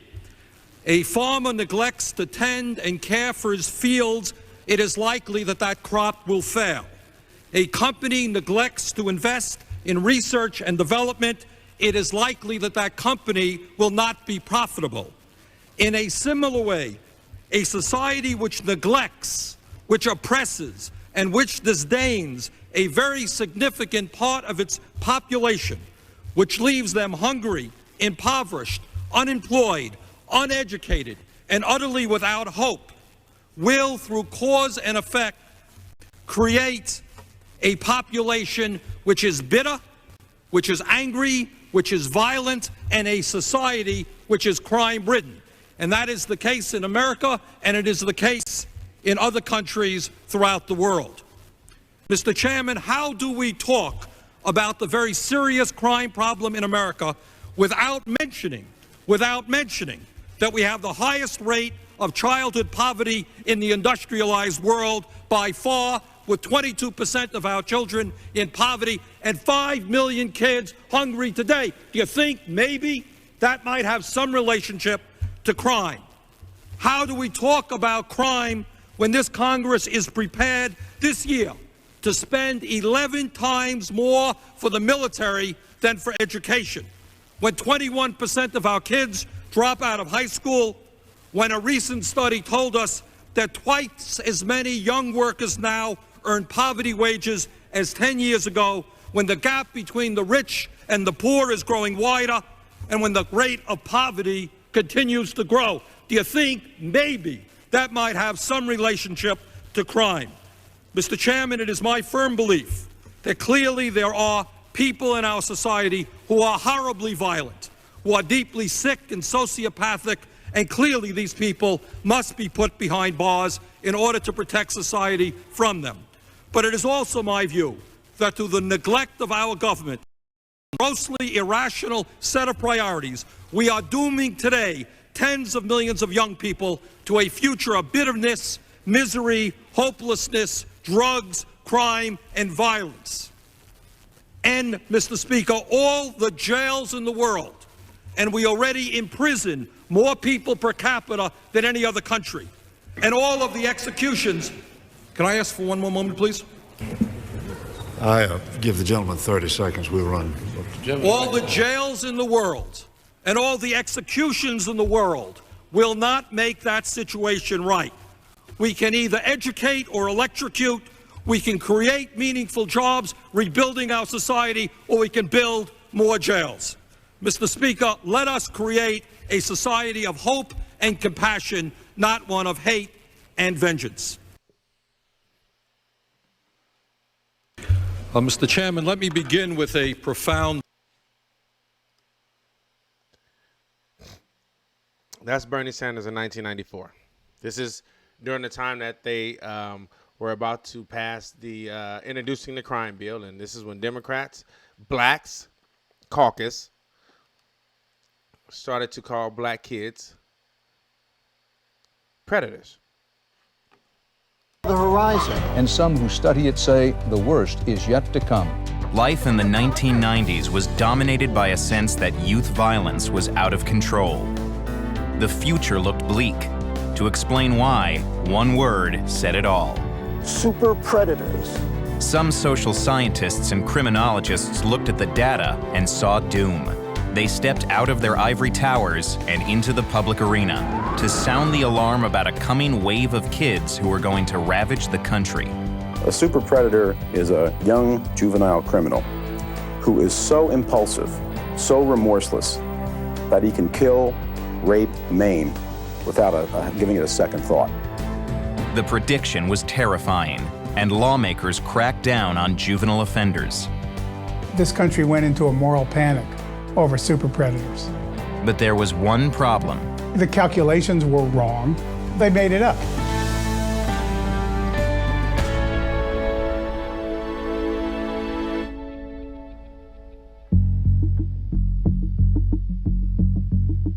Along this stretch of grassy road, one night in early September 1994, when most grade schoolers were getting ready for a new school year, a grisly murder took place.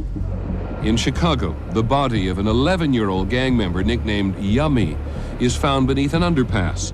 Police say Robert was murdered by two members of his own gang, 16-year-old Craig Hardaway and his younger brother. Derek Hardaway was 14 when he and his brother drove to the underpass to kill Robert Sandifer, or Yummy. Sandifer himself had shot and killed a teenage girl before he was murdered. Derek waited in the car while Craig pulled the trigger. I remember the night when things took place. You got a page from a guy named Kenny. I'm not actually sure what he said to my brother, but it was to kill Robert.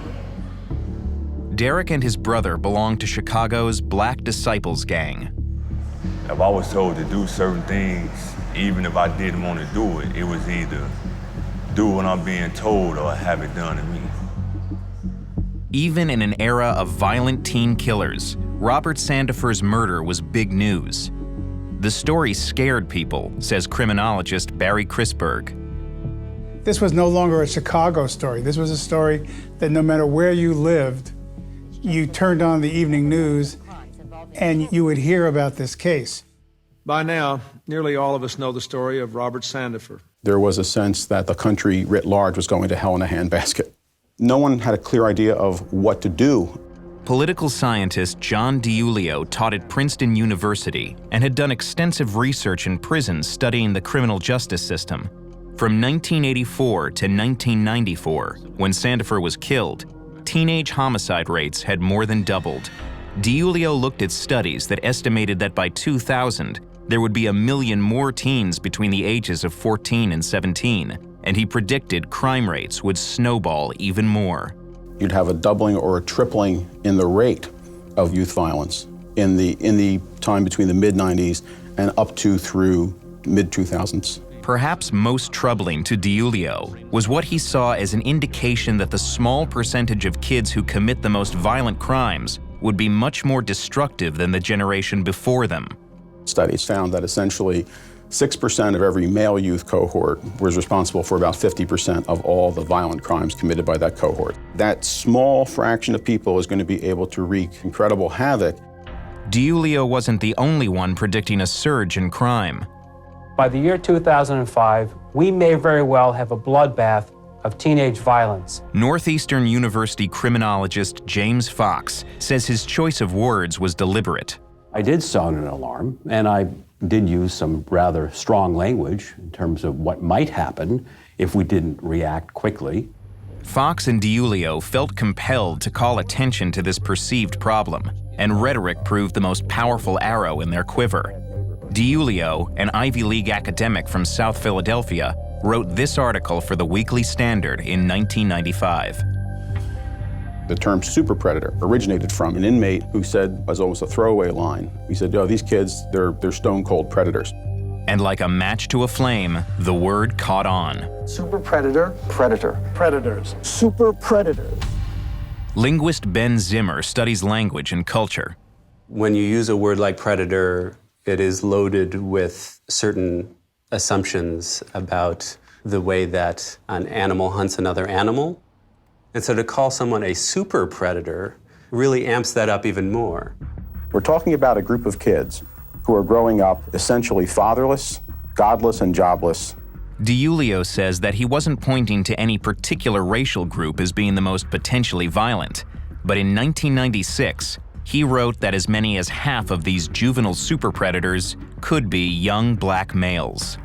Race was the central issue, that as the number of minority children, principally African American, but also Latino children, that to the extent that that number was increasing in the society, with them would come a big crime increase. What's required in moral panic is the identification of a particular group of people who are demonized in some way. When you describe another group as godless, you can do anything to them.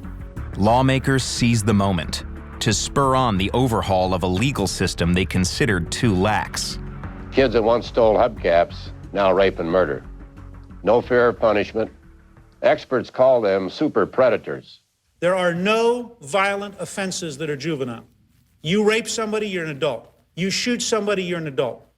Virtually every state, almost 45 states, enacted laws cracking down on juvenile offenders, making it easier to prosecute youth in adult criminal courts, increase penalties.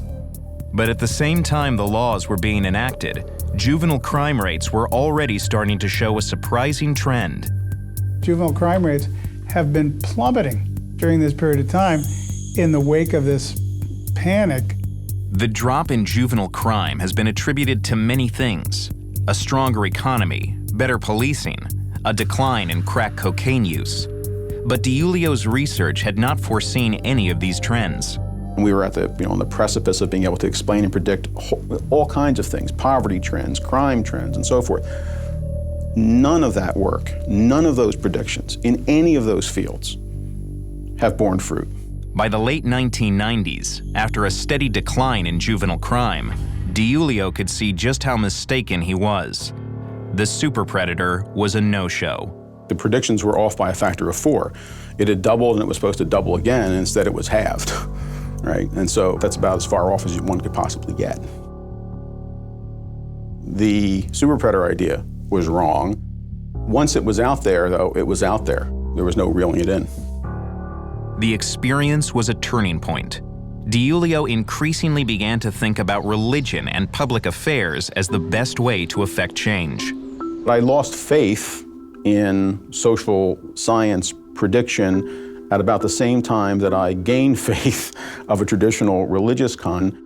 But Chrisberg says the problem wasn't with social science, but that DiIulio not only misinterpreted the data, but what it meant. It was a myth, and unfortunately it was a myth that some academics jumped onto. The fear over the super predator led to a tremendous number of laws and policies that we're just now recovering from.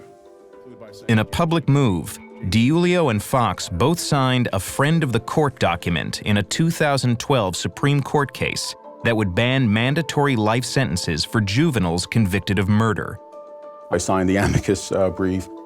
I thought that although the arguments were a bit one-sided, it came to the right conclusion. And so I signed it. It's because at the end of the day, it's what's going to matter most. What did you do and why did you do it? And did it make a positive difference? DiIulio's side prevailed. Automatic mandatory life sentences, the justices said, amount. In this context, it was expected that all politicians, liberal and conservatives, take a tough stance on crime. That's partly why liberals like Hillary Clinton, Joe Biden, and Bernie Sanders supported the '94 crime law.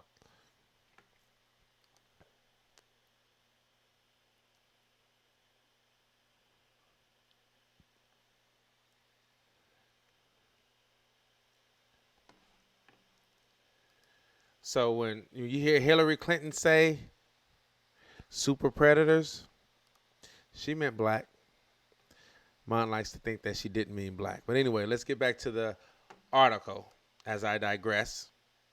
But anyway, no, what I wanted to say about that though is what I've been talking about in the past couple of days. Just like this exposes what Danny Glover said, that his quote. Danny Glover said, when a hurricane struck the Gulf and flooded, and the floodwaters rose and tore throughout New Orleans, plunging its remaining population into a carnival of misery, it did not turn the region into a third world country. It revealed a third world country. So it showed you what was already there. This epidemic is showing us what's already there.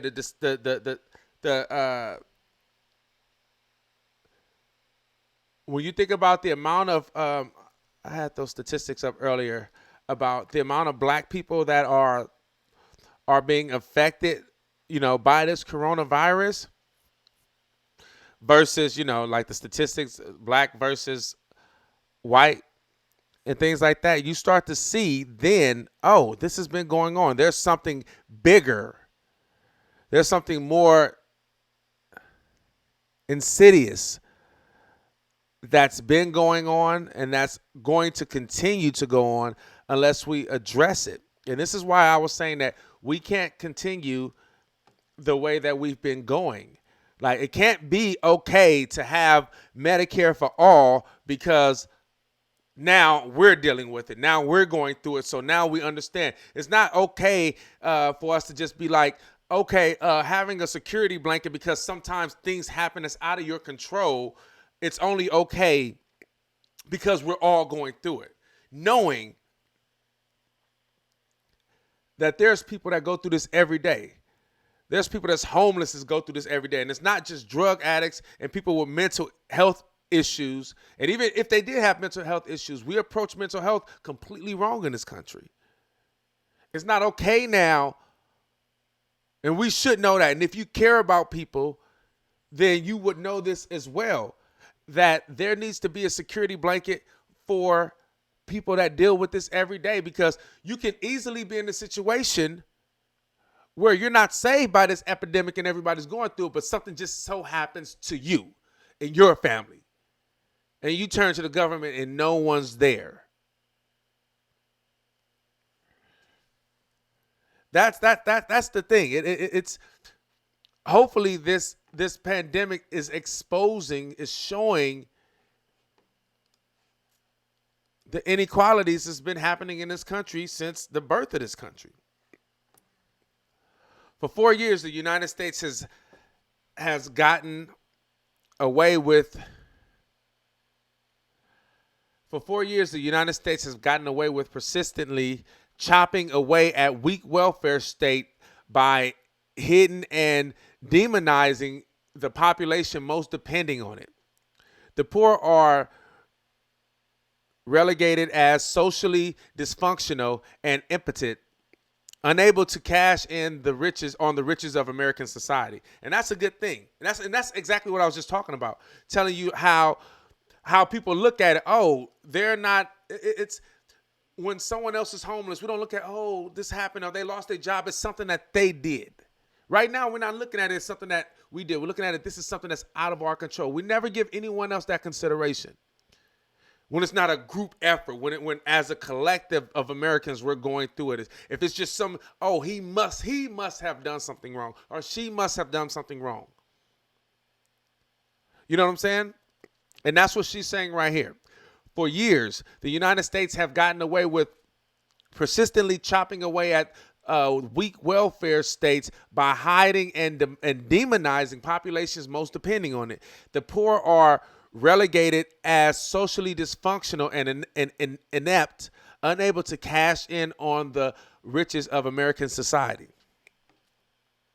There are more than 40 million poor people in the United States, but they almost never merit a mention. There are more than 40 million poor people in the United States, but they almost never merit a mention. While black poverty is presented as exemplary, white poverty is obscured, and Latinos and other brown people's experience are ignored. Think about that. That's something to sit on. While black poverty is presented as like an exception, this is just something that happens to them for whatever reasons, white poverty is obscured and Latinos and brown people experiences are ignored. So if you can just get a group of people and say that's happening to them because of however we feel about black people, that's just them, but that's not the American experience. We hide white poverty and Latinos and what they're going to, and other people of color are just ignored. Then that's just a black people thing, and we know how we feel about black people. That's think about that. As many as 4 in 5 Americans say that they live paycheck to paycheck. 40% of Americans say that they cannot cover an unexpected $400 emergency or expense. I feel like I grabbed that article that talked about that at some point. I think I did. See the article that spoke on. Just looking for an article that talked about the amount of Americans that can't live paycheck to paycheck. Boy, I swear to God, I be losing all kind of stuff. What do I do with that? Here you go, right here. And this is from Forbes. 63% of Americans don't have enough savings to cover a $500 emergency. A few outlets wrote articles on this. 63% of Americans. Oh, I'm not even showing y'all. Damn. I hate when I do that. 63% of Americans do not have enough savings to cover a $500 emergency. This is from Forbes. 63%. And that's what she's talking about here. As many as 4 out of 5 Americans say that they live paycheck to paycheck. 40% is 63. 40% of Americans say that they cannot cover an unexpected $400 emergency expense. This is a virus that will thrive in the intimacy of American poverty. It will thrive in the intimacy of American poverty.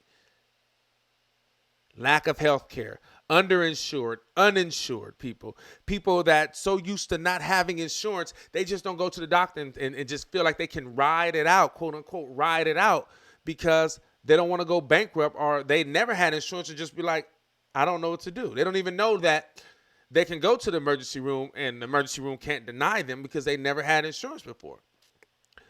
4 years now, even in the midst of an economic recovery from 2008 financial crisis, raised rents and stagnant salaries and wages have forced millions of families to improvised housing. Nearly 4 million households live in overcrowded homes. This is crucial. This is the crucial irony of the San Francisco Bay Area's shelter-in-place mandate. The region is the epicenter of the U.S. housing crisis, as exemplified by its growing unsheltered homeless population. How do you practice social isolation without privacy or personal space? There are the crowded public offices the poor people congregate in to navigate access to services and income. Let me read that again. There are the crowded public offices that poor people congregate in to navigate access to services and income. Talking about different public services that crowded people have to go. Like a whole lot of people right now have to try to get welfare and get on the county so that they can survive during this crisis. Crowds of people. And that happens all the time outside of this. So these people that really need it now have to go. There are the emergency room that function primarily healthcare provides, not to mention county jails and prisons. All these people that are getting sick in county jails. And not to mention, she brings this up because I read this earlier. I'll just read it. Economic inequality is exacerbated by racial injustice, both held in places by the threadbare social safety net. Black and brown populations are particularly vulnerable in infections because poverty is a funk of underlying conditions such as diabetes, hypertension, pulmonary disease, and heart disease that make it more likely that the virus will be deadly. They are also more vulnerable because greater rates of poverty and underemployment have hindered access to health care. In Milwaukee, the most segregated city in the United States, where black unemployment is 4 times the rate of white unemployment, the majority of diagnosed coronavirus cases are middle-aged black men. And as anyone who have ever had to wonder how they will make their rent payment knows, the stress of economic uncertainty is corrosive, eating into the capability of your immune system.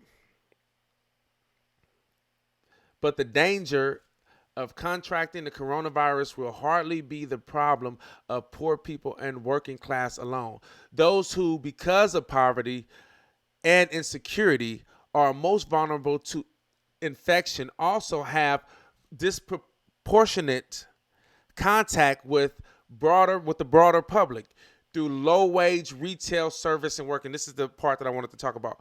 Consider the plight of the home healthcare worker. Millions of such workers attend a largely elderly and homebound population for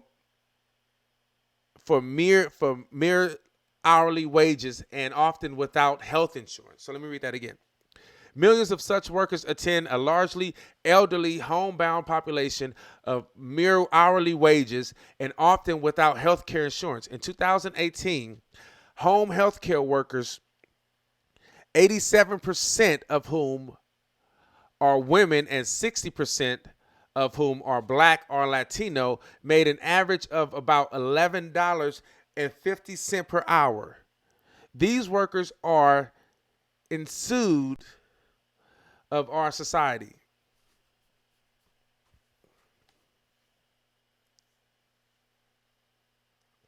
They must work to ensure that our society continues to function, even as workers pose potential threats to their clients and the general public. Their insecurity, combined with the failure of meaningful action by the federal government, will make the suppression of the virus nearly impossible. So you guys can read the rest. I really encourage you to read this. By the New Yorker. It's called Reality Has Endorsed Bernie Sanders. And but thinking about what she just said, think about all the people that, like, even right now while some people are laid off, some people at home, some people have to work from home, the amount of people that have to deliver us food, are still working the stores, are still work at the fast food restaurants, that can't get off, can't leave, have to deal with the public all the time, and may contract the virus. A lot of them are old. You go to Walmart, their greeters are older people. People that work at Walmart are older people that don't have insurance. 50%, I think it was like 56% of Walmart workers are on government assistance, are on the county. All these people that have to deal with this virus are being exposed to us now because we're all dealing with it. I mean, the people that are most vulnerable, it's being exposed because we're all dealing with it. We're all listening. We're seeing. This happens all the time. This happens every day, all day. To the most vulnerable people in our society. And hopefully we have enough empathy to understand that it can't be about us, that we need to have policies in place for people, because even the best of us run into problems where things happen. And it can't just be about, oh, that's over there. Oh, no, well, no, you're going to have to pay my rent. So I don't know. I'm going to vote against rent control because I want mine. It got to be about more than that. It got to be, man. And so hopefully this situation, I'm going to continue to talk about it because I really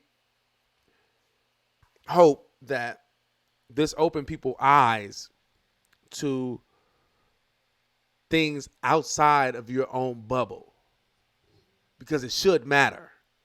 Because if you were there, and you can be there, you're not immune. As we all see, we're not immune to circumstances. You can be there, and hopefully you have enough empathy to want to have legislation passed that will guarantee health care for all. And the only way you can guarantee health care for all is single payer. You can't do it through the ACA, unfortunately. Has to be single payer, because then you can control the cost. After that, you can then control the cost of pharmaceutical drugs. Because if you can't control the cost, then they can monopolize and charge whatever they want because there's no competition.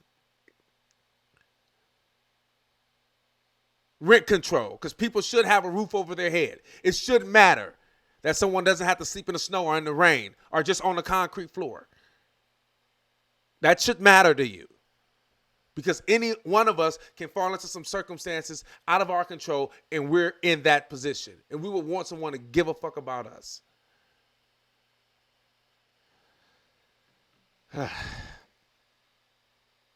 That being said, Biden is our nominee, and if he wants our support,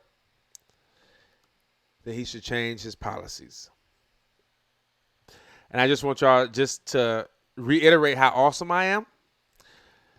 I talked about during the second Super Tuesday, I talked about what Bernie needed to do to seem more electable, seem presidential, that he should take on the coronavirus as his own, because Trump at that time and still now been lying, and people just didn't know what to do, and they were scared and they were nervous. And we saw from the first Super Tuesday that 70% of the vote, they said it was dictated by the coronavirus because they wanted someone that they trust because Trump was lying. And at that time, I was like, look, he can win Michigan. He can win Missouri, if the information start coming through him. He can do that. And he didn't. But just to show how amazing I am, I'm going to show this clip again. Revolted to establish where we are now.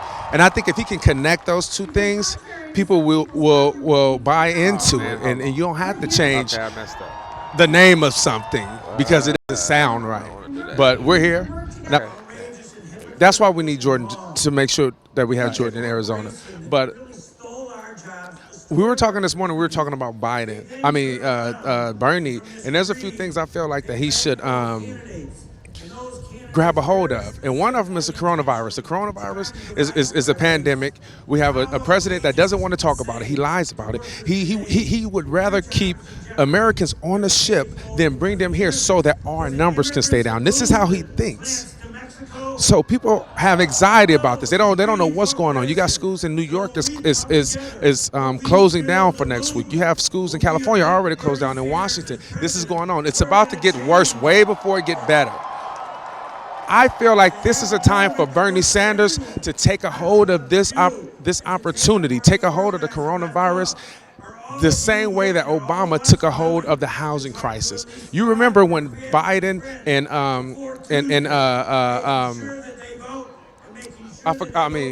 Obama and who did Obama run against? McCain. When Obama and McCain had to stop their campaign to go back to the Senate to talk about the housing crisis, the next debate, Obama came back with a whole graph in a way that we're going to approach this. And he looked presidential. This is a great opportunity for Biden to take a hold of this coronavirus, to allow all the information to come through him, to allow all the updates to come through him, to grab a hold of this and show that he's presidential, show that he's election. Take a hold of this, since people do not, it's a consensus. People think the president is lying and they don't trust him and they don't know what's going to happen. They're fearful right now. This is a perfect opportunity for Bernie to take a hold of this crisis and take it as his own and have all the information come from him, all the updates come from him through his campaign. Show that, like, take ownership of this crisis, and I guarantee the people that have been listening or haven't been listening to the corporate media demonize you and red scare you will see, oh, he knows what he's doing. He's on top of it. He's acting presidential right now. I think this is a perfect opportunity for him to do that. And also, I think we were talking about just the fact that if Bernie Sanders would marry more the history of this country with his platform. He talks about a revolution, and I think he should lean into it more. Marry the revolution that's going on now with the history of this country, with the Revolutionary War, with the Civil War, with the New Deal, with civil rights. Like, all those were revolutions that brought us to where we are, that allowed us to push forward. It's always been a revolution. So if he could marry the history of this country with the campaign and say, no, this is who we are. This is who we are. This revolution, yes, it's a revolution because America is a revolution. You know what I'm saying? The colonizers revolted to establish where we are now. And I think if he can connect those two things, people will buy into it. And you don't have to change the name of something because it doesn't sound right. But we're here. That's all I wanted to say. And don't forget, support Status Quo. Go to Status Quo. What's happening? What's happening? All right, we about to sign out. I just want y'all to say what's up. Say hey, twin. It's all right. Say sign up. Say follow us. Like us. Hit the subscribe page. I just woke him up, y'all. Hit the subscribe page. Tell a friend about us. And